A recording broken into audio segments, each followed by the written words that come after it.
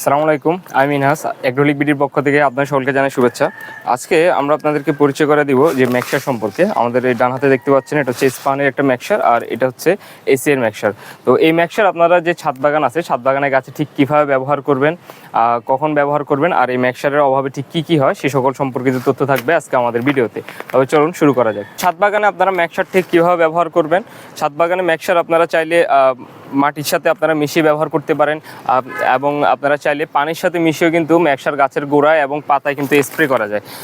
ম্যাক্সার আপনারা ফল গাছে যেমন ব্যবহার করতে পারেন, পাশাপাশি সবজি যে গাছগুলো আছে সেখানে কিন্তু আপনারা ম্যাক্সার ব্যবহার করতে পারেন। অর্থাৎ আপনারা সর্ব জায়গায় ম্যাক্সার ব্যবহার করতে পারেন। ফুল গাছ যদি থাকে আপনাদের পার্মানেন্ট কোনো ফুল গাছ, সেখানেও মাটিতে আপনারা ম্যাক্সার কিন্তু ব্যবহার করতে পারেন। তো ছাদ বাগানে ম্যাক্সারের ব্যবহারে গাছের কী কী পরিবর্তন হতে পারে চলুন সে সম্পর্কে জেনে নিই।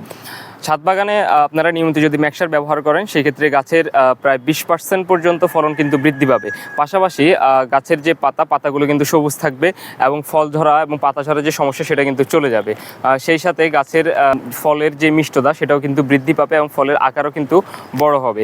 আর ম্যাক্সারের ব্যবহারে মোটামুটি গাছের যে খাদ্য উৎপাদন সেটা কিন্তু বৃদ্ধি পাবে।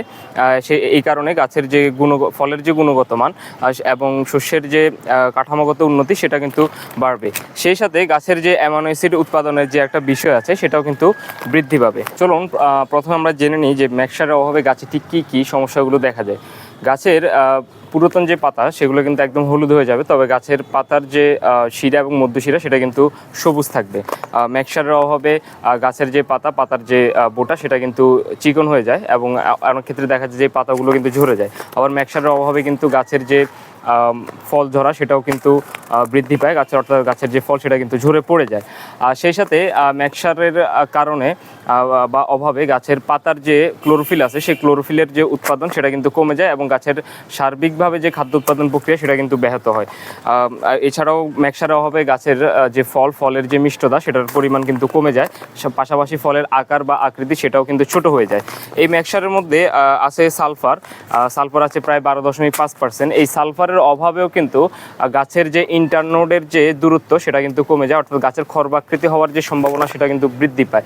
এবং অনেক ক্ষেত্রে দেখা যায় যে দানা জাতীয় যে শস্যগুলো আছে সেগুলোর মধ্যে কিন্তু সালফারের কারণে দানা ঠিকঠাক মতো গঠন হতে পারে না। এতে করে যেটা হয়, ফসলের ভিতরে কিন্তু এক ধরনের যে আকৃতি জগত যে ছোট বা খর্বাকৃতি হওয়া সেটা কিন্তু বৃদ্ধি পেতে থাকে।